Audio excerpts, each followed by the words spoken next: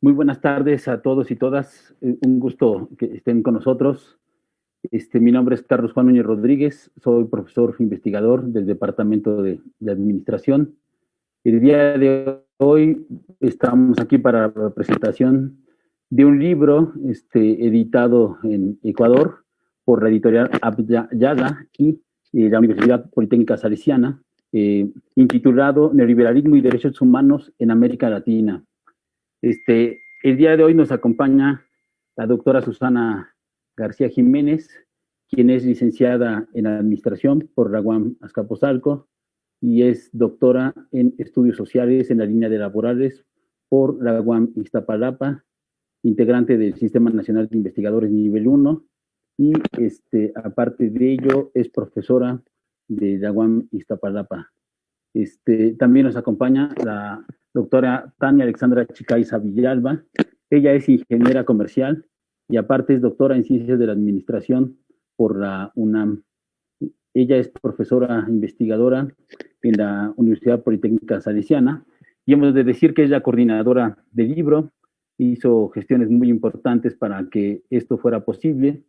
Es un libro interesante porque plantea diversos niveles de discusión. Para empezar, es un libro como binacional, ¿no? Hay autores y autoras de Ecuador y autores y autoras de México, lo cual me da mucho gusto. Es un logro haber sacado este libro, producto de trabajo en equipo, trabajo en redes, y tiene un contenido muy, muy interesante. Yo en un momento retomaré la palabra. Primero se la cederé a la doctora Susana García, que le damos la bienvenida y que nos haga la presentación del libro. Adelante, doctora, por favor. Bueno, muchas gracias. Buenas tardes a todos, doctor Carlos Juan, doctora Tania. Un placer compartir con ustedes nuevamente espacios como estos para presentar pues los frutos del trabajo en equipo, de la colaboración colectiva que hemos llevado a cabo ya durante varios años. Y bueno, un saludo a todos los que nos están siguiendo también en esta transmisión. Bien, este libro titulado Neoliberalismo y Derechos Humanos en América Latina, Reflexiones y Aproximaciones, es, como bien lo decía al inicio el doctor Carlos Juan, producto del trabajo colectivo. Surge a partir de una coincidencia que tuvimos en un congreso internacional, los tres, y a partir de pláticas es que llegamos a plantear, ¿no?, este proyecto, gracias al apoyo de la doctora Tania Alexandra, quien a partir de su puesto y de su proyecto de investigación en Ecuador, en la Universidad Politécnica Salesiana, es que se pudo financiar este proyecto. Este libro parte de si bien de una reunión, digamos, entre nosotros tres, surge a partir de una convocatoria abierta. No es una invitación únicamente particular o individualizada, sino se lanza una convocatoria abierta donde, bueno, se recibe una serie de textos, los cuales fueron rigurosamente dictaminados para ser presentados en esta tan importante editorial que tiene a bien, pues, publicarnos este texto. Ahora bien, en el libro podemos encontrar 6, 7 artículos aproximadamente, donde vamos a abordar una serie de temáticas que, si bien parecieran distintas, no lo son. Tienen como eje articulador el contexto neoliberal, una serie de políticas que se van enmarcando en torno a ellos, y también el tema de los derechos humanos en múltiples dimensiones que vamos a abordar aquí, desde el tema de la educación, la ecología, los acuerdos comerciales y los efectos que tienen sobre los países que los llevan a cabo. En este caso, el acuerdo comercial entre la Unión Europea y Ecuador va a ser uno de los artículos que aquí se retoman. También otro tema que tiene que ver con el abandono y manejo de la marca Ecuador ama la vida, que es un texto interesante porque nos permite ver también un contexto local y a la vez internacional, ¿no? ¿Qué efectos tienen políticas neoliberales sobre una política local, en este caso en un país, en Ecuador. Tenemos otro artículo que tiene que ver con dos aproximaciones filosóficas a la noción de cuerpo en la cosmovisión andina, que también parte de otra postura, más allá de lo que decimos lo comercial, o tiene que ver con una cuestión de cosmovisión indígena, y que, bueno, aquí se retoma. Es un texto que va a enlazar una serie de problemáticas y temáticas pues contemporáneas y que nos van a permitir dar cuenta de nuevas líneas y directrices y ejes temáticos a desarrollar y a continuar desarrollando. Aquí se plantean algunos, el tema de la responsabilidad. Pareciera que partíamos del tema de la sustentabilidad y responsabilidad social, y de ahí van a emerger una serie de problemáticas y temáticas que se abordan en el libro. Ahora bien, el tema que yo desarrollo, el capítulo con el que yo colaboro en este libro, se intitula Apuntes de la ecología política para un análisis de los acuerdos de cambio climático. Y bueno, lo que yo hago aquí es retomar a una serie de propuestas teóricas que se han desarrollado desde América Latina, desde Argentina hasta México, pasando por Colombia, por Chile, respecto a cómo abordar el tema de la ecología, a partir de una propuesta distinta que es la ecología política, diferente a otras ecosofías, como sería la sociología ecológica, la economía ecológica, la ecología económica, etcétera. Esta es una propuesta distinta y que, bueno, yo la retomo para abonar al análisis en este caso yo voy a plantear de los acuerdos de cambio climático. Ya no solo, si bien el último más relevante que se ha tenido es el Acuerdo de París, yo parto de previos a todos, bueno, no a todos, pero los acuerdos más relevantes como el Acuerdo de París que fueron previos y qué efectos tienen, cómo analizarlos en el contexto precisamente de neoliberalismo que se plantea y por supuesto qué efectos va a tener sobre el tema de los derechos humanos. En este caso el tema al derecho de un ambiente sano,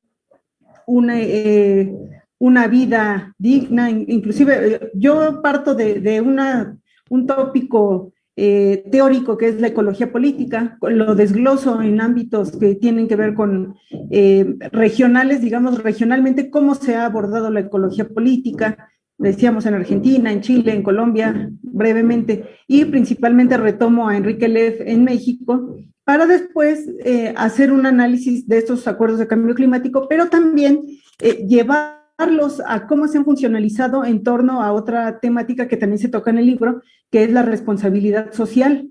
Es decir, cómo a partir de una propuesta que es una preocupación por el medio ambiente y tiene que ver con los acuerdos de cambio climático, se funcionaliza por parte de un sector, el sector empresarial privado, y retoman algunos ejes para llevar a cabo estos planteamientos de la responsabilidad social. Entonces, lo que yo planteo aquí es retomar algunas características y categorías de la ecología política, como tiene que ver los conflictos ecológicos distributivos, la justicia ambiental, para analizar precisamente este actuar de la iniciativa privada para funcionalizar estos acuerdos de cambio climático y qué efectos va a tener sobre la vida.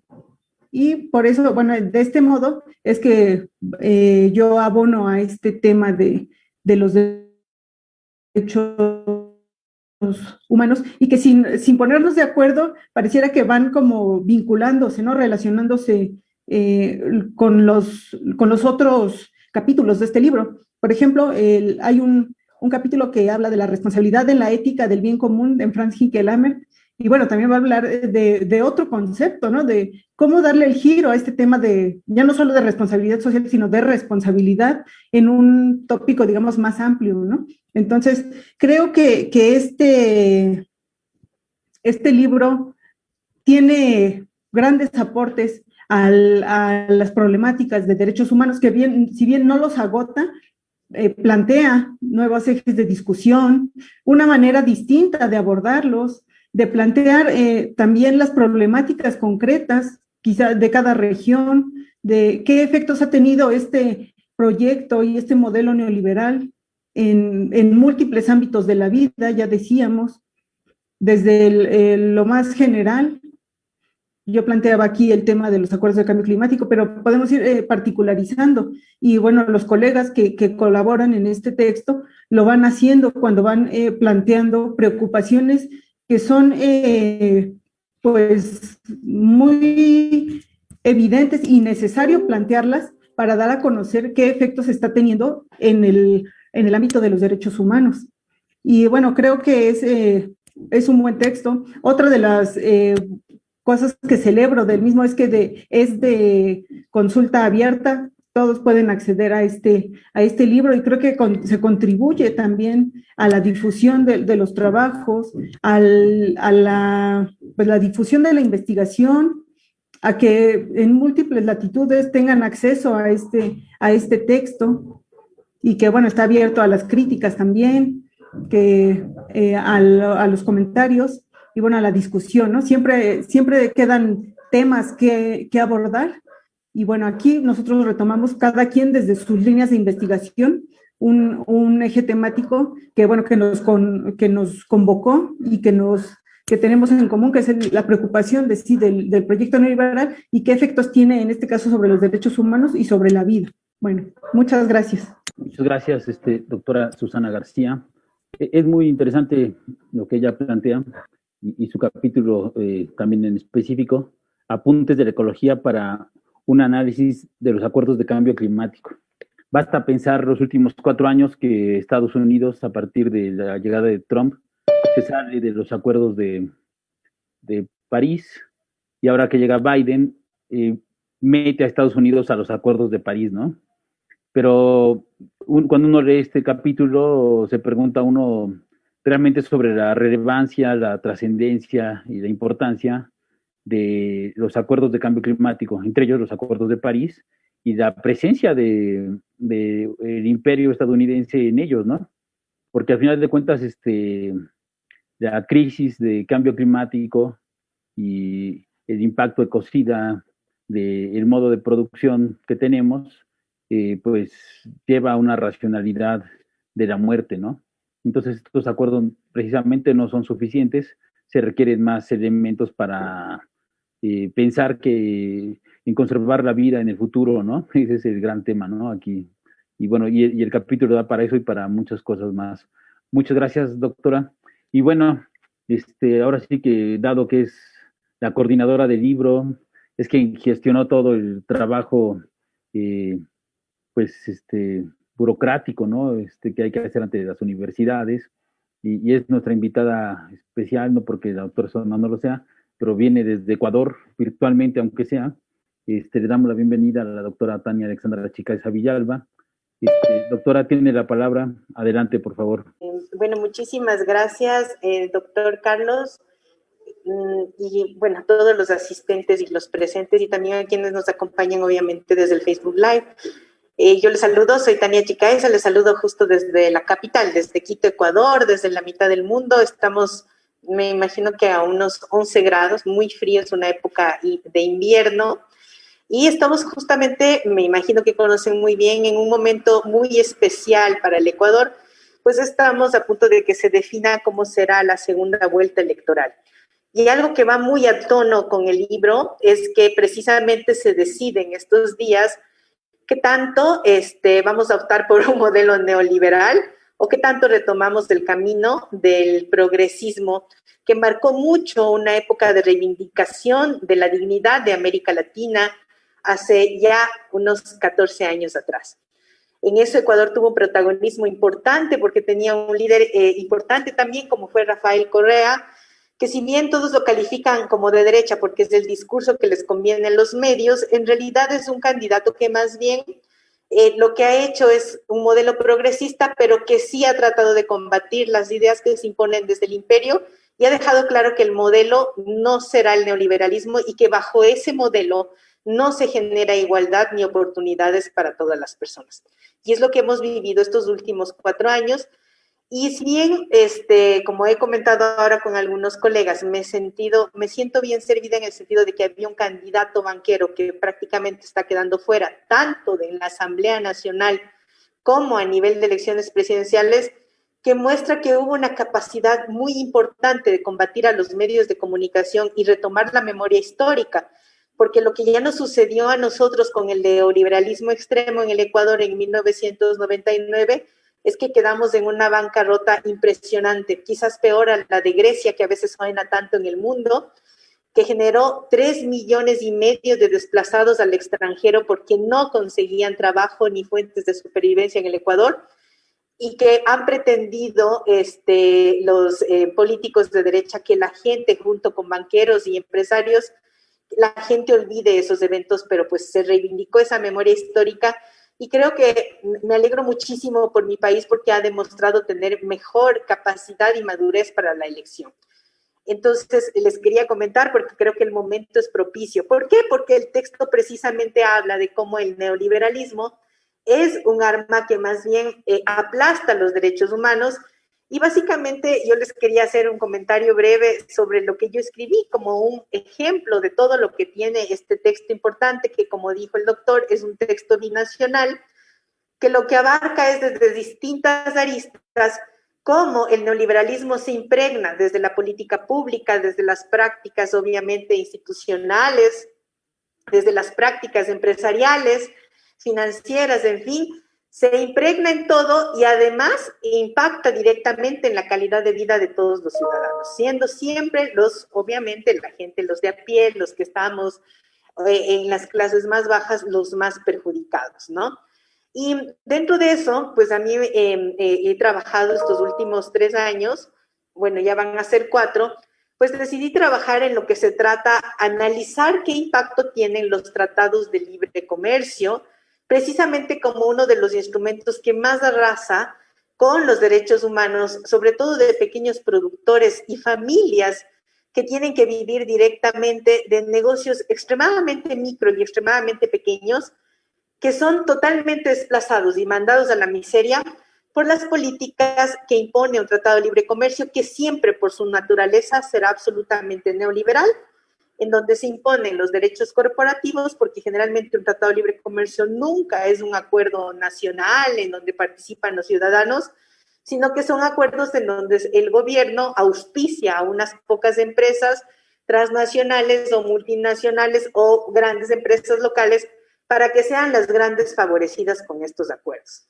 Entonces, si me permiten, tanto el doctor como Susi y todos nuestros asistentes, quiero hacerles una breve presentación de lo que se encontró en esta investigación. Una investigación que se llevó a cabo con los estudiantes de la carrera de Gerencia y Liderazgo, donde yo trabajaba anteriormente.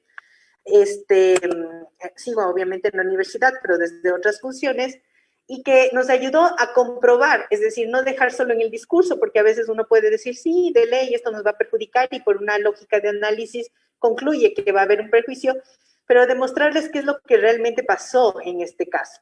Nosotros, ¿por qué decidimos trabajar con los productores lácteos? Porque los pequeños productores lácteos en el Ecuador, que es un país pequeño de apenas 17 millones de habitantes, involucra a 1,5 millones de personas, directa o indirectamente, como su forma de subsistencia, ¿sí?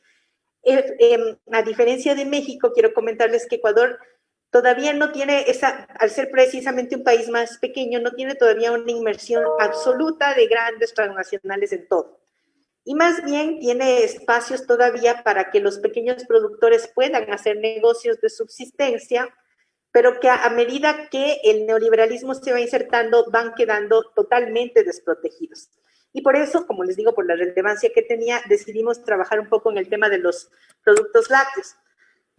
Yo, si bien voy a mostrar brevemente los resultados, sí quería hacerles caer en cuenta qué significa estar en el neoliberalismo, ¿sí? Vamos a pensar un poco en situaciones que a veces uno ve con las personas. Lo puse así porque asumo obviamente una forma didáctica siempre con mis alumnos. Y voy a asumir este relato, ¿no? Imaginen ustedes que practicaron un deporte solo por su cuenta, porque son aficionados, les gusta el fútbol, no sé, el básquet, lo que sea. Nadie les ayudó porque obviamente ni sus padres no tenían tiempo para ayudarles, ni tampoco recursos como para meterles en un gran curso para que sean futbolistas o basquetbolistas profesionales, ni tampoco el gobierno garantiza ese tipo de programas para quienes tienen esas habilidades. Sin embargo, yo como persona amo ese deporte o usted como persona ama ese deporte, ¿sí? Pero si ustedes se fijan, sin tener el apoyo ni de la familia ni del gobierno con una política pública, uno puede hacer solo lo que le alcanza dentro de sus posibilidades. Experimenta, practica un rato, sí. Quizás incluso si tiene algo de acceso al internet, podrá haber una que otra sugerencia de cómo mejorar. Y obviamente lo único que tiene esta persona para mejorar son sus propios recursos, para que con esto obviamente tratar de avanzar. Pero desde esa perspectiva yo les planteo, es muy difícil mejorar, ¿sí? Aquí tuvimos hace el año, antes de la pandemia, en el 2019, un ciclista muy famoso ecuatoriano que se llama Richard Carapaz, que ganó el Giro de Italia. Y entonces lo que hacen los medios siempre es convencernos de que alguien con cualquier característica, de hecho le crearon toda una historia de que vino de la extrema pobreza y que tenía un triciclo que ya se desbarataba y con eso practicó, puede llegar a ser lo que es. Pero en realidad cuando ya uno conoce la historia se ve que no es así. Richard Carapaz llegó a ser el campeón del Giro de Italia, un ecuatoriano, no sin apoyo primero de sus padres. Sus padres fueron el resultado de los que emigraron a España, a Europa, expulsados en la crisis del 99. Sin embargo, allá consiguieron hacer un negocio importante y allá fue la política de gobierno europea la que le captó como un gran ciclista y le hizo entrar desde los 11 años a una escuela profesional auspiciada por dos grandes empresas. Por lo tanto, solo, sin recursos, él no hubiese alcanzado lo que hubiera alcanzado, ¿sí? A lo que quiero llegar es que un día, bajo estas condiciones, a mí, que soy este deportista amateur, que hace en la casa lo que puede, practica en el parque lo que puede, me ponen a competir con una persona que contó con entrenadores profesionales, pagados con plata generalmente del Estado, con equipamiento de alta tecnología, que le investigan todos los días cómo mejorar, es evidente que ¿quién ganará? Sí, obvio, el que tiene mayor apoyo. Exactamente ese relato se repite con los pequeños productores. Los pequeños productores no reciben ninguna ayuda del Estado, ninguna subvención, ningún crédito, ningún apoyo en capacitación. Hacen lo que pueden con sus propios recursos, lo que alcanzan. No tienen herencia de su familia que les alcance para llegar a tener mayor capital. Y cuando llega un tratado de libre comercio, les decimos, esto les va a ayudar a ser más competitivos, pero le pongo a competir con la gran industria europea, porque estoy hablando del Tratado de Libre Comercio entre Ecuador y la Unión Europea, que se firmó en el año 2017, siendo la Unión Europea el mayor productor lácteo del mundo, pero no gracias al desempeño personal de sus ganaderos productores, sino gracias a que cada año destina 60,000 millones de euros como subvención, como subsidio, de apoyo directo económico a los productores lácteos y también como subsidios a la luz, a la electricidad, al agua y además un Estado que compra sus excedentes en caso de requerirlos y con un altísimo apoyo en capacitación y en tecnología. Esa es exactamente la situación que nos han hecho vivir a los ecuatorianos el momento en que se firmó un tratado de libre comercio.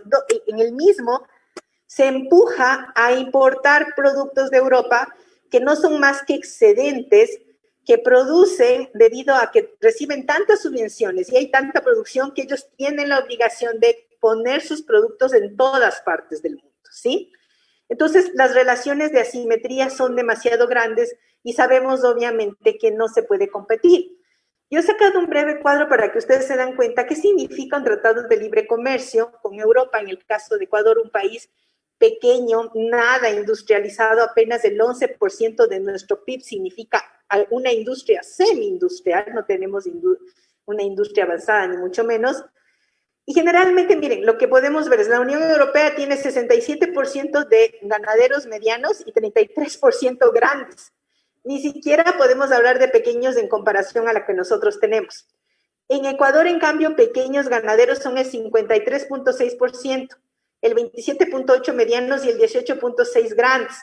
Y esos grandes, que no lo puse ahí, generalmente son empresas europeas que se han instalado en nuestro medio. Entonces tienes, obviamente, si bien no es parte de la Unión Europea, Nestlé, acabamos de firmar también un tratado de libre comercio con el EFTA en el año 2020, en plena crisis, llegamos a hacer esto. A más de eso, tienes a empresas francesas, tienes a empresas alemanas que operan aquí y que serían también las grandes beneficiadas. Pero tienes que la mayoría son pequeños.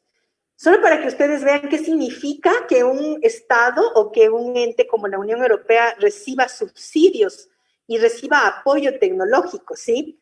Mientras en el Ecuador nosotros logramos producir entre más o menos 9.6 litros por vaca, que es el promedio que puede rendir una vaca en cuanto a leche. En la Unión Europea, una vaca rinde 27.6 litros, ¿sí? Porque cuenta con una altísima investigación en ciencia y tecnología. Y además, esa investigación en ciencia y tecnología agropecuaria significa un sinnúmero de avances puestos para que produzca más. En el Ecuador ese número, si ustedes se fijan, es obviamente 3-1, ¿no es cierto?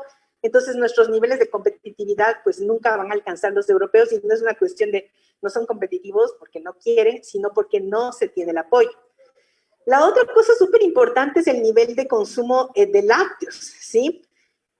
Europa provee al mundo de lácteos, el 21% de lo que se consume de lácteos en el mundo proviene de Europa, sea a través de un chocolate con leche, sea a través de un queso importado, en fin, que aquí por primera vez han empezado a ver una cosa impensable, pero resulta que los ecuatorianos teníamos hasta el 2017 que el 98.7% era autoconsumo, producíamos nuestros lácteos y nosotros mismos los consumíamos. Y el Tratado de Libre Comercio de hecho, ha conseguido bajar eso actualmente en apenas 4 años que ya se van a cumplir. Ya estamos en un rango menor del 60%, es decir, ya empezamos a consumir leches en polvo importadas, quesos importados, ¿sí? Por otro lado, como les dije, en el 2020 $40,000 millones fueron dados. Aparte, existen $20,000 millones que son subsidios indirectos. Yo por eso mencioné el valor de 60,000. Los 40,000 son aquellos que aprueba la Unión Europea y que son aquellos que se dan de una forma directa, muy controversiales ya para muchos, sin embargo no se pueden dejar dar porque hay conglomerados alimenticios muy grandes y muy poderosos, más poderosos que los estados, mientras que en el Ecuador no existe un solo rubro que diga que existe subsidios y compensaciones por parte del Estado para la producción agrícola, no existe uno solo. Por lo tanto, no podemos competir con esos niveles de diferencia. El nivel tecnológico y de investigación es obviamente altísimo en la Unión Europea, nulo o bajo en el Ecuador. Exportaciones, pues las exportaciones de la Unión Europea en cuanto a lácteos llegan a ser 13,000 millones de toneladas de productos lácteos. El Ecuador apenas exportó en el año 2017 con una tendencia casi nula hasta la actualidad, 661 toneladas, es decir, casi nada, no existe casi exportación. Mientras que las importaciones de 12,000 millones de dólares que sí hace la Unión Europea, especialmente a Nueva Zelanda, otro gran productor de lácteos, y también a Estados Unidos, en el caso de Ecuador, en cambio, hemos tenido que empezar a exportar, y lo primero que exportamos fueron leche en polvo, es decir, leche de mala calidad, leche reprocesada en 3,000 toneladas, y mientras en el Ecuador tenemos 90 millones de cabezas de ganado y está puesto al revés. En Europa existe 5,100 millones de cabezas de ganado, es decir, la cantidad de producción que ellos pueden asumir es muy grande. También otro dato importante es que a través de estos tratados de libre comercio entró una discusión muy fuerte en el Ecuador diciendo que es un país que consume pocos lácteos y que por eso no tenemos capacidad de pensar. De hecho, yo tuve que participar en algunos encuentros con los movimientos de pequeños productores en la Asamblea Nacional y uno de los pedidos de los ministros eran, por Dios, consuman más lácteos, pero los ecuatorianos no tenemos ese hábito. Ese hábito es un hábito que nos quieren imponer ahora y se ha visto como ciertas campañas que ya se pasan en la televisión, en la radio y en los medios es incentivar el consumo de más productos lácteos. Nosotros apenas consumimos en promedio 108 litros anuales entre todo producto lácteo, mientras que en la Unión Europea ahí sí el consumo es lácteo. Su dieta está muy basada en productos lácteos y llega a ser 300 litros anuales. Eso ya nos pone también en una desventaja, porque si bien estábamos autoconsumiendo lo que producíamos, ahora resulta que con un pequeño consumo queremos también importar, y esos análisis pues simplemente se pasan por altos. Y obviamente la inversión en alimentación en el Ecuador es mucho más bajo porque vivimos sobre todo una economía de subsistencia. Entonces, ¿qué es lo que pasa? ¿Y qué es lo que se puede ver como a los tratados de libre comercio como instrumentos máximos de la política neoliberal que imponen generalmente los imperios a países pequeños como los nuestros, en donde no importa nada que pequeños productores y familias pobres, campesinas, queden absolutamente en la mendicidad cuando se aplican este tipo de políticas? Una política que si uno ve en el noticiero puede pasar desapercibida, una noticia que la gente no le toma atención, puede estar cambiando totalmente el rumbo de la vida de, como les dije, 1,5 millones de familias que dependen de esta actividad. Entonces, básicamente, lo que hemos visto es que a medida que ha entrado el Tratado de Libre Comercio, han bajado los precios de la leche, nadie paga el precio oficial de 42 centavos por litro, están pagando hasta 19 centavos por litro, y en visitas que realizamos de campo descubrimos que hay días que la gente prefiere tirar el producto que tener que hacer toda la gestión de transporte para que no le compren.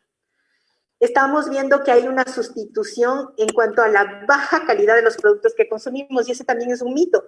Pensamos que con un tratado de libre comercio vamos a tener libre acceso para consumir lo que queramos y de gran calidad. Pues hay una realidad. La leche industrializada, la que vende Europa, la que vende Estados Unidos y Nueva Zelanda, no es leche de la mejor calidad. Es leche alta en químicos, alta en antibióticos, y que además tiene que ser reprocesada para poder venderle al mundo. Por lo tanto, hemos sustituido leche natural, leche de calidad, por lactosueros y leche en polvo, que es la base ahora con la que se hacen nuestros productos lácteos. Evidente, se siente obviamente el bajón de calidad. Otro problema es que estos tratados de libre comercio invadieron obviamente nuestra región el momento en que se debilitó el proyecto desarrollista. Pero otra cosa importante es que siempre hubieron países que no estuvieron en este modelo, entre ellos Colombia y Perú. Ellos ingresaron inmediatamente a los tratados de libre comercio y tienen un problema grande, y es que sus excedentes lo están mandando como contrabando a nuestros países. Así que, aparte de eso, se causa un problema grave de contrabando que baja también la calidad. Y básicamente lo que pudimos ver es que se privilegian a las grandes empresas que importan sustitutos baratos. Para ellos los costos de producir 1 litro de leche, que antes le pagaban 42 centavos a un pequeño productor y que ahora cuesta 8 centavos como leche en polvo, no es más que darle alta rentabilidad a un gran productor y dejar fuera y sin sustento a los pequeños productores, ¿sí? Por lo tanto, pues el libro sí es una invitación para ver con datos duros, reales, de investigación de campo, cómo se puede pensar en una producción que pueda tener esta reconciencia de hacer vivir a los pequeños productores campesinos de actividades que les ha gustado tanto, porque además la gente sufre, porque su ganado es un bien patrimonial muy querido, y también incluso estamos matando la conciencia ambiental, porque aquí obviamente, aquí yo les invito a ver, y creo que tuve la suerte de que tanto los doctores Carlos como la doctora Susi conocieran incluso una zona ganadera que se llama Yoa, pequeñita. Aquí básicamente no tenemos todavía ganado bajo techo, tenemos ganado de pastoreo, que es de altísima calidad. Y eso estamos obviamente quitándonos esta conciencia ambiental, y estamos haciendo vivir incluso a este ganado ya condiciones deplorables como tienen en Europa. Pues este solo es una muestra de una dimensión de lo que significa el neoliberalismo, y les quiero agradecer muchísimo porque el empuje para realizar este libro pues sí vino efectivamente de estos grandes doctores que son para mí un referente como intelectuales, un referente como seres humanos, y que creo que desde esta investigación y desde la academia se aporta mucho. Esta investigación creo que la he expuesto al menos unas 30 veces y ha servido como base para muchos movimientos sociales presentar sus demandas al Estado e incluso hacer retroceder ciertas políticas que todavía pretendían dañar más a estas familias. Muchísimas gracias. Muchas gracias, doctora Tania, por su exposición y sus amables palabras, ¿no? Muy, muy amables. He de decir yo algunas cuestiones antes de darle la palabra ahora sí que al auditorio, ¿no? Al público. Hay que agradecerle, ¿no? A los distintos autores del libro, que me gustaría mencionarlos, aparte de las doctoras ya presentes. Marisol García Jiménez elaboró un artículo intitulado Educación en Derechos Humanos en México, a Raquel Chicaiza Villalba, elaboró también un capítulo intitulado Abandono del manejo de la marca Ecuador ama a la vida como síntoma de falta de políticas en el manejo del turismo en el país. Y a también nuestro amigo Carlos Alberto Rodríguez Cepeda, dos aproximaciones filosóficas a las nociones de cuerpo en la cosmovisión andina. Yo por mi cuenta escribí un capítulo intitulado El concepto de responsabilidad en ética del bien común de Franz Hinkelamer. Es decir, que este capítulo, este trabajo que escribí, está dentro de una línea que estoy elaborando sobre el concepto de responsabilidad social en autores y autoras de América Latina, ¿no? Es un proyecto que estoy apenas haciendo. Tengo escritos ya con cuatro capítulos o artículos en distintas editoriales o revistas o publicaciones. El primero es el concepto de responsabilidad en la ecología política de Enrique Lev. El segundo es el concepto de responsabilidad en la filosofía de la liberación de Enrique Dussel, de Franz Hinkelamer, y el más reciente es el concepto de responsabilidad en la filosofía de la praxis de Adolfo Sánchez Vázquez. ¿Por qué retomar el concepto de responsabilidad? Y bueno, ¿y por qué Franz Hinkelamer en este libro? Sin duda alguna, Franz Hinkelamer, que es un economista alemán, pero que vive en América Latina desde los años 70 y actualmente radica en Costa Rica, tiene una obra muy amplia con respecto a la crítica al pensamiento neoliberal, ¿no? Le tocó vivir desde el golpe de Estado en Chile y bueno, ya ha tocado ser testigo y vivirlo, toda la implementación del neoliberalismo en América Latina, ¿no? Eso por un lado. Por otro lado, él desarrolla lo que se denomina la ética del bien común, ¿no? Y desde esa ética logra hacer una gran crítica al concepto al pensamiento neoliberal, como él lo denomina, y al uso que hacen los neoliberales de los derechos humanos. Exactamente. Dice el pensamiento neoliberal nada más tiene un derecho humano, y ese es derecho a la propiedad.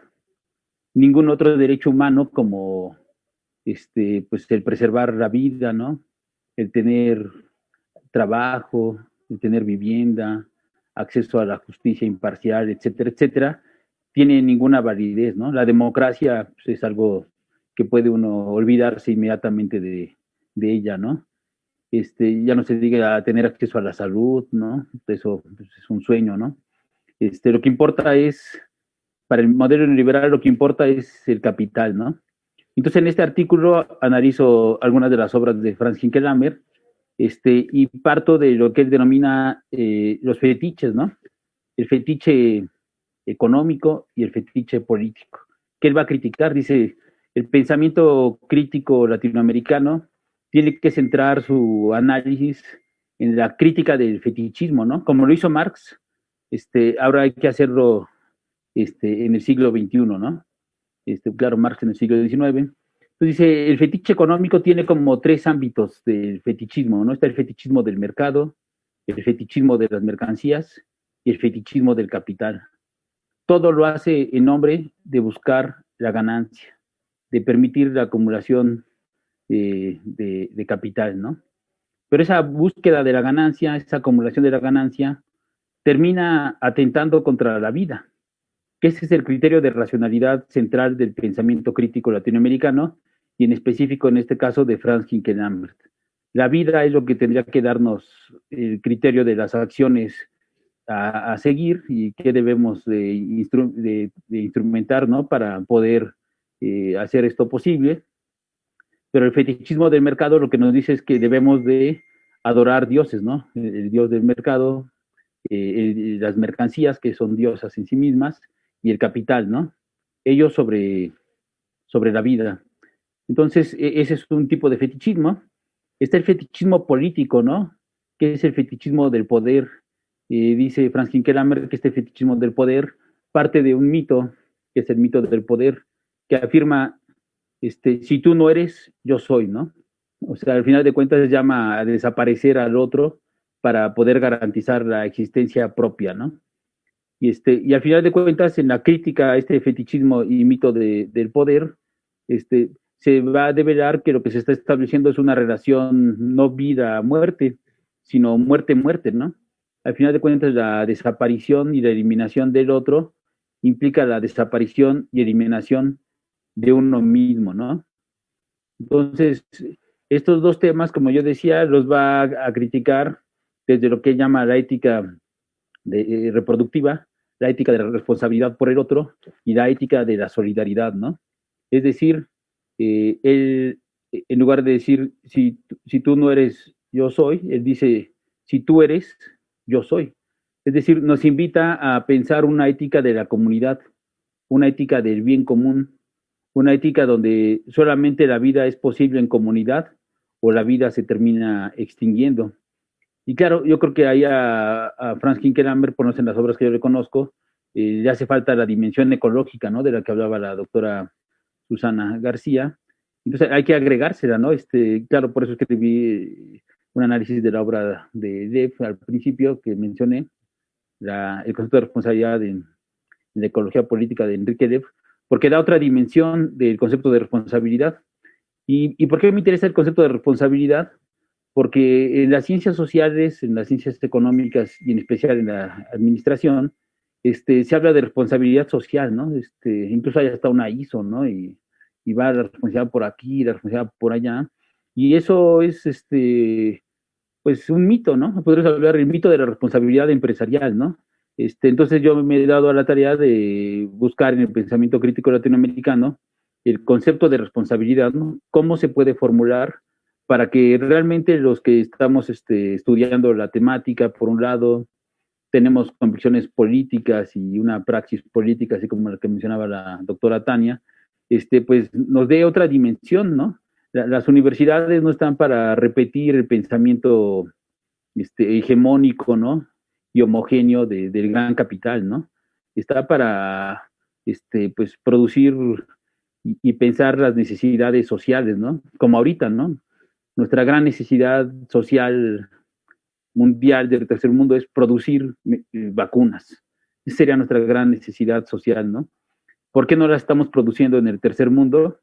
Bueno, en el caso de México es evidente, y salió un artículo hace poco, porque los neoliberales, empezando por Salinas, Cedillo, Fox, Calderón y Enrique Peña Nieto, se dedicaron a desmantelar los institutos de investigación de este país. Entonces, desmantelaron aquellos centros de investigación públicos donde se hacían y se estudiaban la fabricación de posibles vacunas, ¿no? Entonces, ¿a qué le debemos que México esté esperando a que la Unión Europea, en una actitud, podríamos decir, racista, ¿no? Clasista, y yo diría casi hasta fascista, autorice, ¿no? Que salgan vacunas para México? Bueno, pues eso es lamentable y se lo debemos a esta idea de que, al fetiche del mercado, ¿no? El mercado nos va a solucionar todo, ¿no? ¿No? El mercado, hoy lo vemos, no nos soluciona nada. Lo que necesitamos es que los países, como muy bien se ha marcado aquí, pues tomen un rumbo soberano, por un lado, ¿no? Un rumbo que no responda a los intereses de las grandes transnacionales de Occidente y que a partir de ahí nosotros podamos tener un desarrollo, pues no el desarrollo del American Way of Life, sino un desarrollo que nos permita vivir. Ese es el punto fundamental, el criterio de la vida. Necesitamos, claro, el cumplimiento de los derechos humanos que están establecidos, pero también necesitamos oír a otros grupos sociales, ¿no?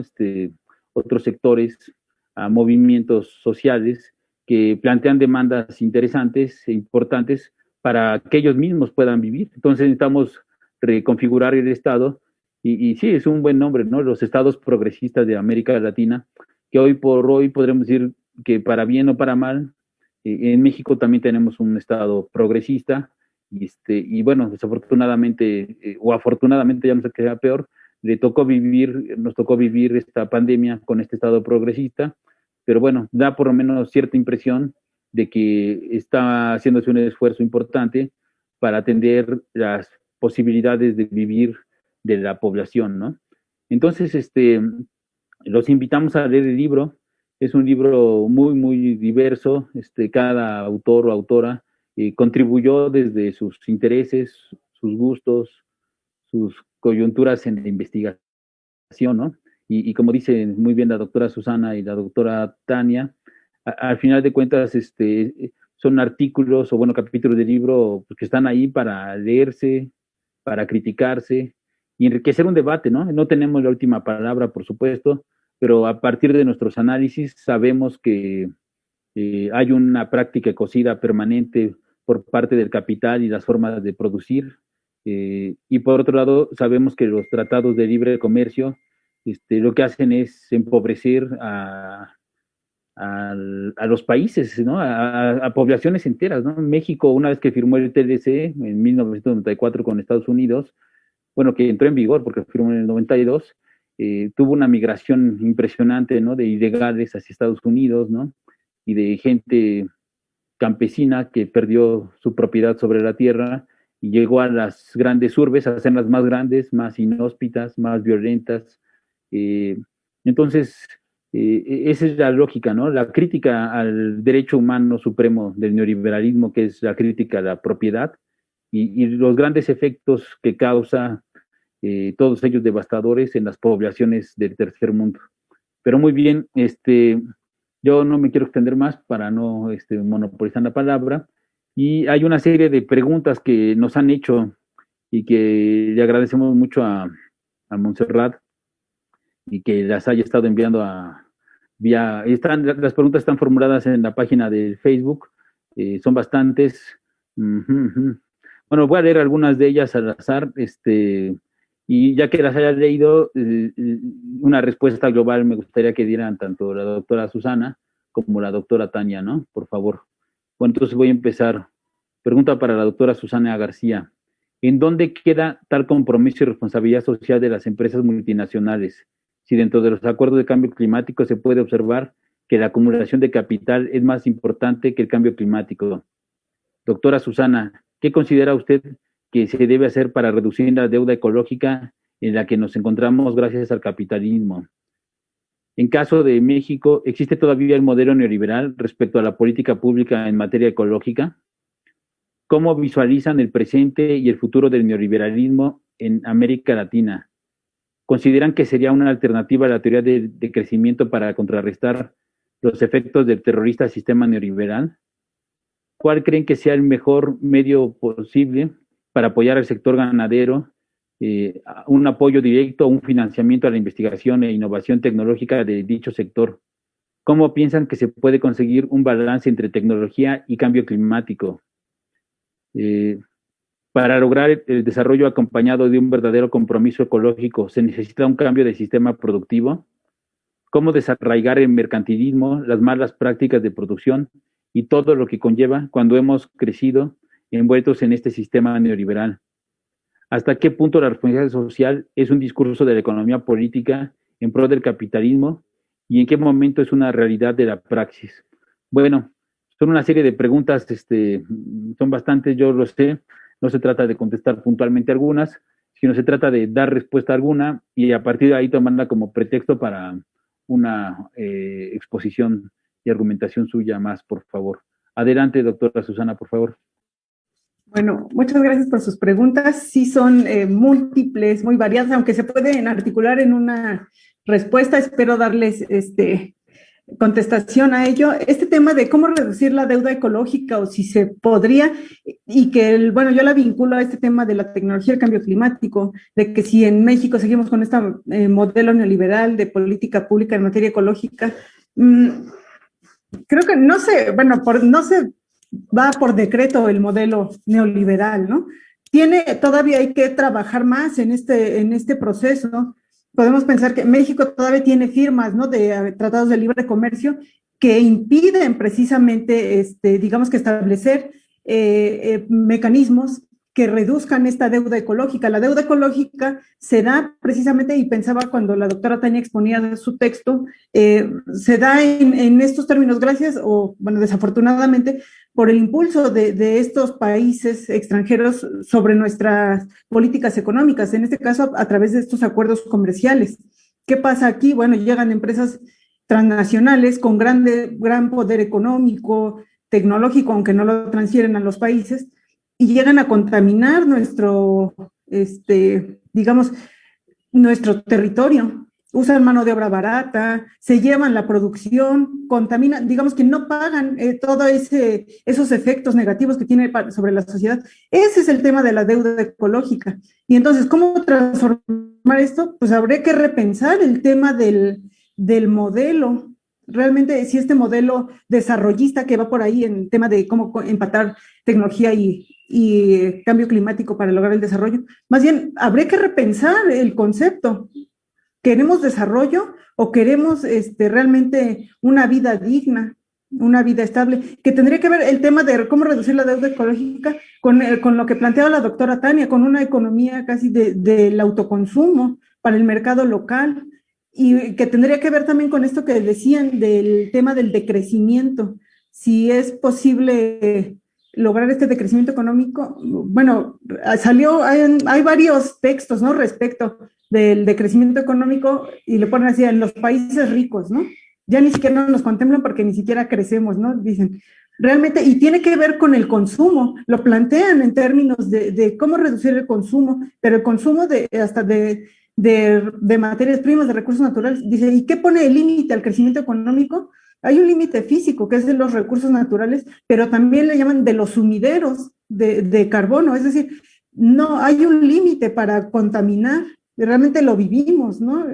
Es más, ahora con el tema de la pandemia vemos los límites realmente de la humanidad. Decían que como se ha frenado un poco la actividad económica, le hemos dado un respiro, ¿no?, al planeta, pero realmente tendría que ver por ahí. Habría que repensar el modelo, ya no solo el modelo neoliberal, sino la idea de desarrollo, si ese concepto es necesario o no, o necesitamos otras formas de vivir, de voltear o imaginar otras formas de existencia, más allá del tema del crecimiento económico y del desarrollo. De existencia donde, como decía el doctor Carlos, se respete la vida, se plantea primero el máximo valor que es la vida, y a partir de ahí ir pensando, pues, qué mecanismos llevar a cabo al respecto. Y bueno, ya nada más por último, este tema de si hay política pública neoliberal en materia ecológica, pues se han hecho esfuerzos, ¿no? México tiene N cantidad de instancias públicas, no quiero decir que funcionen al 100, que pretenden, ¿no?, cumplir con el tema ecológico, pero siempre apegado a los acuerdos de cambio climático, que esto limita precisamente el realmente actuar en favor de una protección de la ecología, porque hay límites en estos acuerdos de cambio climático, ¿no? Están redactados de cierta manera que permiten a las transnacionales decidir, a la empresa privada decidir, y en este caso el tema ahí va a ir a la responsabilidad social. El día de hoy salió, o el día de ayer, una nota, ¿no?, en el periódico El País, que decía, y muy tendencioso el título, México sale del Acuerdo de París, la política de Andrés Manuel no funciona. Y ya me meto para leerlo, y es una tontería, ¿no? Dice que de facto salimos casi porque como no hay inversión, ya no cuenta con recursos, dice, insuficientes para atender el tema de la ecología. Habrá que ver, ¿no?, qué mecanismos tenemos, y realmente si vemos las instancias públicas que tiene el país cumplen con los acuerdos de cambio climático. Entonces, habrá que repensar esto. Y realmente, si basta con acuerdos de cambio climático, o habrá que impulsar otro tipo de políticas. Pero bueno, hasta ahí dejo mi participación. Muchas gracias, doctora. Susana, ahora le damos la palabra a la doctora Tania. Adelante, por favor. Pues ya poco lo que se puede aportar después de lo que dijo Susi, ¿no? Hizo creo que un recuento muy, muy amplio de lo que el tema de las preguntas. Sí, a ver, es importante, como siempre comento yo con mis estudiantes cuando hacemos este tipo de investigaciones, entender que si bien nosotros podemos hacer estos diagnósticos y entender bien la situación, lo que ya nos da plena conciencia del problema, y eso ya es un gran, gran avance, porque creo que los jóvenes, la gente que estudia, la gente que estamos en la academia, tenemos esa labor, crear conciencia de ciertos problemas que desde los medios tradicionales se pasan como desde la dimensión que les interesa. La academia no está vinculada con eso, evidentemente. Entender que también la solución no es una cuestión rápida, ¿sí? Porque yo a veces veo mucho a mis estudiantes que desde el diagnóstico dicen, ya sé cuál es la solución, y pues uno se da cuenta que no se puede desde ahí a decir, ya tengo, si fuera solo por una política ya hubiéramos encontrado la solución a algunas cosas. Son muchas dimensiones, y creo que más bien estos estudios, el texto como tal, el libro propuesto, nos lleva a ir construyendo desde el pensamiento mexicano, ecuatoriano, colombiano, en fin, ya nuevas alternativas. Ya vemos que no alcanza, que el modelo como tal, o sea, como decía muy bien Susi, ya ni siquiera solo el progresismo, no se diga obviamente el capitalismo, no alcanza. No nos están garantizando ni calidad de vida, ni vida en sí mismo para mucha gente. Es decir, le están negando la vida así a mucha gente. Y por lo tanto ya es hora de pensar este momento. Lo que se siente es que es un momento interesante porque la gente se empieza a agotar y se empieza a dar cuenta de cuáles son estas brechas y estas diferencias. Y en eso creo que la labor de quienes estamos en la academia, sobre todo los estudiantes, de difundir información en redes, de hacer estos encuentros que antes no teníamos la capacidad de hacer así tan rápido, de algunos países, ya ayudan a tener esta conciencia, a difundir y a repensar. Así que creeríamos que es importante. Y lo otro también, evidentemente, si empezamos a pensar desde qué significa la ganadería y estas cosas, yo no podría decir ni tampoco hay que romantizar al pequeño productor, porque el pequeño productor también obviamente ha tenido que recurrir, como yo decía al inicio, a lo que le alcanza para poder subsistir, ¿no es cierto? Entonces, si tiene que comprar antibióticos, también lo hace. De hecho, los pequeños productores agrícolas y ganaderos son los primeros esclavos de las grandes transnacionales como Monsanto o Bayer Monsanto, que ahora es una sola, precisamente para poder en algo competir, ¿no? Están cooptados absolutamente por estas. Sin embargo, ya yo creo que también es hora de pensar en nuevas formas de producción. Y aquí la soberanía alimentaria es importante. Yo diría que es el primer paso. Sí, la soberanía alimentaria sería el primer paso precisamente para tener una conciencia más ecológica, es un aporte a estos temas, porque el momento en que tú tienes autoconsumo te estás ahorrando un montón en cuanto a emisión, primero de combustible y la emisión de gases que causa ese combustible, ¿no es cierto? El momento en que tú necesitas que algo se transporte por mar durante 2 meses o por avión, estás creando una huella ecológica impresionante por productos que puedes tranquilamente consumirlos y hasta de mejor calidad localmente. Así que los temas, por eso es que se concatenan. Por eso yo decía, Susi a la vez respondió todo, en el sentido de que el tema de los tratados, de hecho los tratados de libre comercio son los grandes violadores no solo de los derechos humanos, sino también de los derechos ambientales, ¿sí?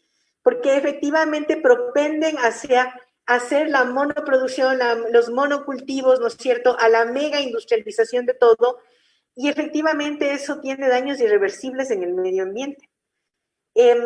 Por lo tanto, todo el neoliberalismo confluye para dañar el medio ambiente, para acabar con los derechos humanos, y tiene que ser rechazado ya como una opción, como un discurso que se trata de vender, como si va a generar oportunidades. Una de las cosas con la que más me he sorprendido, porque yo hasta ahora soy miembro de la representación civil para el Tratado de Libre Comercio. Se supone que desde la representación civil tú tienes que recoger todo lo que demanda la sociedad para que estos tratados les sirvan o les den garantías y oportunidades a todos. Y es increíble porque yo trabajo también con la Cámara de Microempresarios, que ellos hasta ahora están muy convencidos del discurso de que esto les va a propender, les va a ayudar a la exportación y que van a vender un montón de productos. Y cada vez que nos reunimos, siempre hasta ahora no podemos exportar nada, es que efectivamente no está diseñado para eso, ¿sí? Entonces es hora de tener conciencia de que por ahí no podemos seguir, no es la alternativa, no es la vía, y hay que desmontar ese discurso neoliberal de que esto genera igualdad de oportunidades. Es todo lo contrario, las oportunidades se limitan a un círculo de las élites de siempre, ¿no? Es un poco lo que yo podría aportar. Muchas gracias, doctora. Bien, aquí hay una pregunta que va dirigida como a mí, me da la impresión. Dice, ¿cómo podría contribuir a la responsabilidad social los denominados megaproyectos en México? Bueno, al final de cuentas, podríamos decir que, no, evidentemente, el tema de la responsabilidad social, pues no se encuentra exactamente en los megaproyectos, ¿no? Eso es evidente. Lo que hay que discutir, en todo caso, sería exactamente de dónde viene la oposición a los megaproyectos, ¿no? Aquí en México, que es de lo que estamos hablando en este preciso momento, hay una oposición precisamente legítima, sin lugar a dudas, ¿no? Los habitantes, ¿no? De las distintas zonas de Chiapas, Oaxaca, Morelos, Tabasco, ¿no?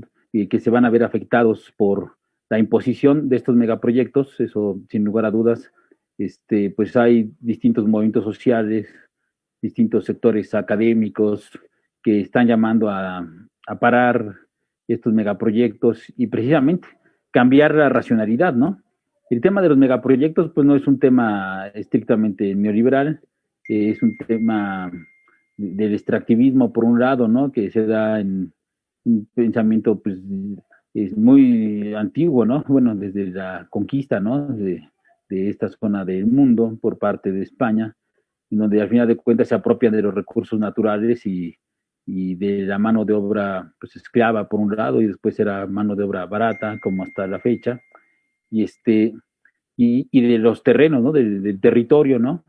Entonces, al final de cuentas, sí existe esa oposición, la cual, pues, evidentemente es completamente legítima, pero la responsabilidad social no viene del Estado en ese sentido, sino viene de la oposición legítima, ¿no? Lo que está haciendo es un llamado a la vida, ¿no? A preservar los territorios, precisamente para verlos como un espacio, como es el propio concepto de territorio, donde la identidad, ¿no? La vida es posible, en principio, y no como un espacio que hay que destruir, y lo que dice David Harvey, ¿no? Crear una segunda naturaleza y transformar radicalmente el espacio sin importar los efectos ecológicos y los efectos sociales, culturales sobre la población que habita dichos espacios.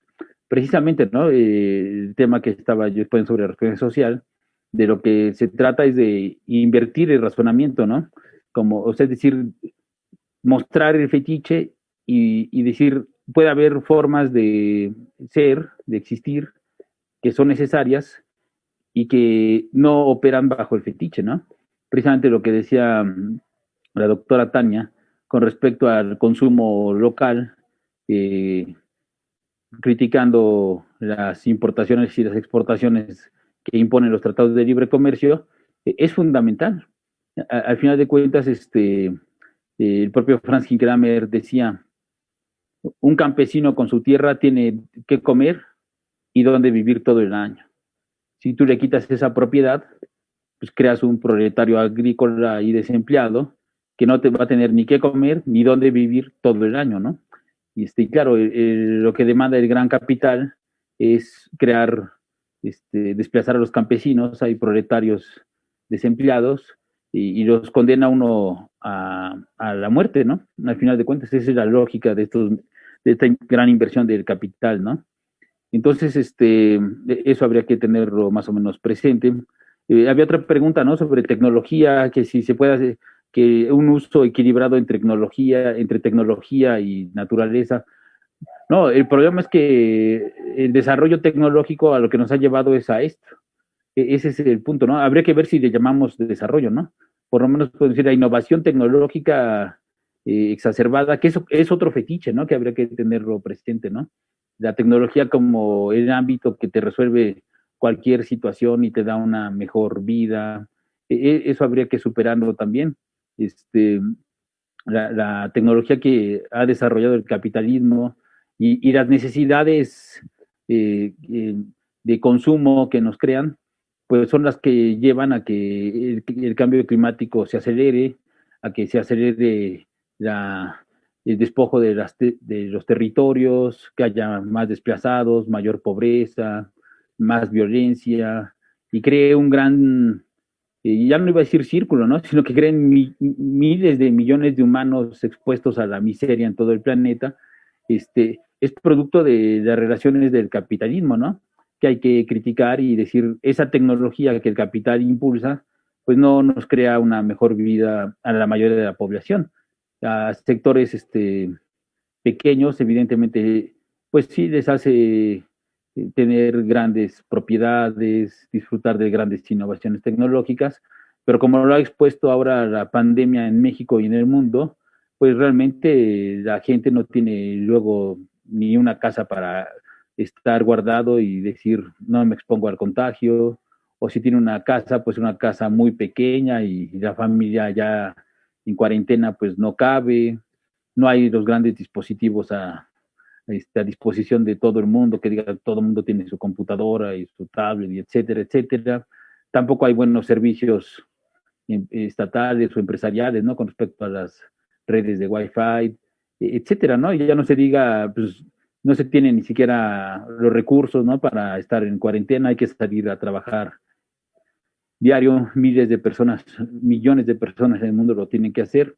Entonces, realmente la realidad muestra una cosa muy distinta a las pretendidas glorificaciones que el modelo neoliberal ha hecho aquí en México por más de 36 años y que en América Latina pues también la devastó. Bueno, México es parte de América Latina, pero donde llegaron los gobiernos progresistas a partir del año 2000, al final de cuentas fue devastada esa zona de América Latina con el modelo neoliberal, ¿no? Argentina, Brasil, Ecuador, Bolivia, sin lugar a dudas, ¿no?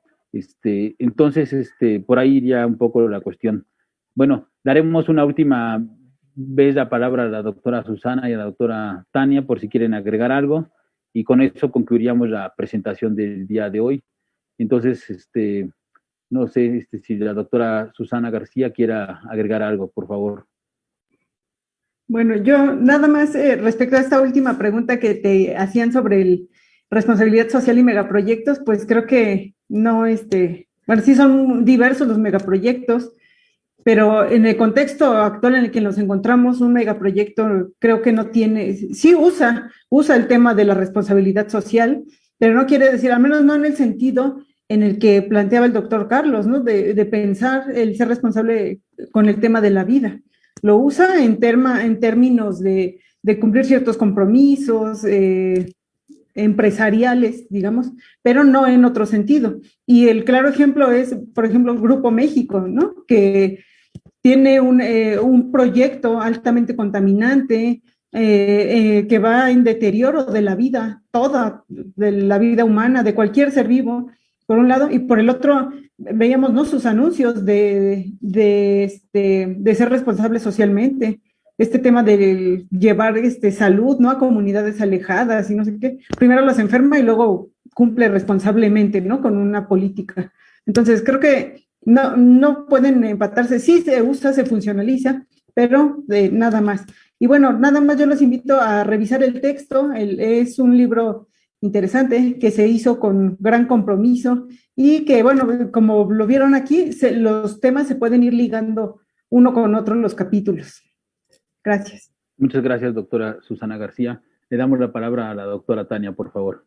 Pues, igual, con dos temas que creo que me quedaron en vacío en la respuesta anterior y justamente yo había notado. Entender bien lo que es responsabilidad social, ¿no? La responsabilidad social corporativa hoy por hoy se revisa y ustedes pueden ver incluso en las mallas de las universidades de Harvard, de Illinois, de lo que ustedes quieran, se revisa como el nuevo plan de relaciones públicas y publicidad que tienen las grandes corporaciones. Así que hay que tener cuidado en pensar que esta puede ser una solución. Y además tiene una cuestión que a mí me resulta aberrante, ¿no? El momento en que las empresas asumen un discurso de relaciones públicas, que generalmente son las grandes, están diciendo, no necesitas un Estado que te proteja porque yo voy a tratar en la medida de lo posible solucionar los problemas que tiene la sociedad.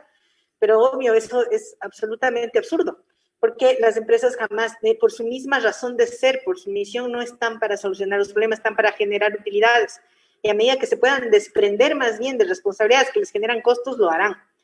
Les digo porque es el caso aquí, un primer trabajo de hecho que hicimos, y que estaba obviamente recién procesándose la información en este proyecto que empezamos de los productores, era analizar cuántas de estas grandes empresas que les compran la leche a precio de nada, los productores tienen planes de responsabilidad social y todos lo tienen, y las tienen adscritas en este plan global de objetivos de desarrollo, en los famosos ODS.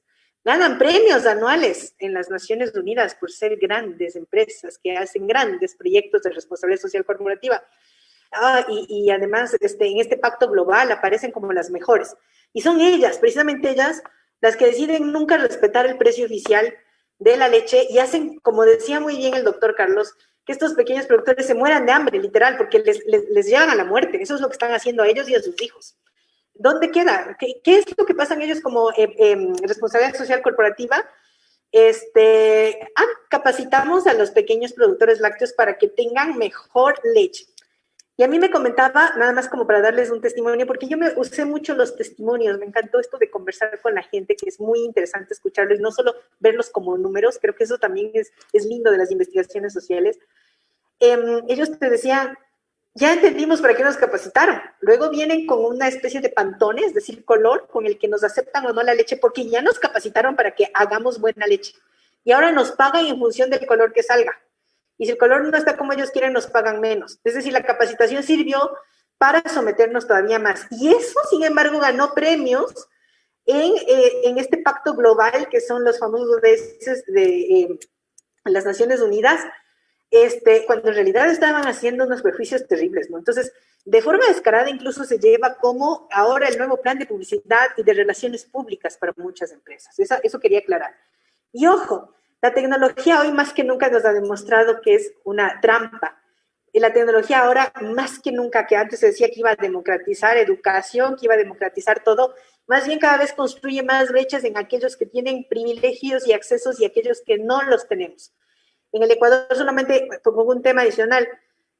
El momento en que entramos a pandemia y que todos estamos en este estilo de educación, de educación en línea, 117,000 jóvenes les hemos perdido y niños se perdieron del rastro de la educación. Un país pequeñito, donde estudian, por ejemplo, jóvenes de colegio, entre colegio y escuela. Es decir, perdimos el 18% de jóvenes del sistema educativo. Es una cosa brutal. ¿Por qué? Porque no tenían acceso a la tecnología, porque la tecnología cuesta, la tecnología es privatizada, lo más privado que conocemos. Todo esto está en manos de 2 o 3 empresarios que se han hecho los más multibillonarios de la historia de la humanidad. Estamos hablando de un Jeff Bezos que llegó a tener una fortuna personal jamás vista en la historia de 200,000 millones de dólares, jamás vista en la historia, gracias precisamente a la pandemia. Así que la pandemia lo que ha hecho es agudizar. Y una cosa importante que les quiero decir, los tratados de libre comercio tienen un acuerdo específico sobre acceso al know-how, a la tecnología. Y es un mito pensar que van a venir capitales internacionales y vamos a aprender la tecnología. Jamás pasa eso, ellos se protegen. De hecho, una de las cosas que hacen más bien es apropiarse de nuestros conocimientos ancestrales, porque eso sí les encanta. Y lo otro es limitar el acceso a la tecnología.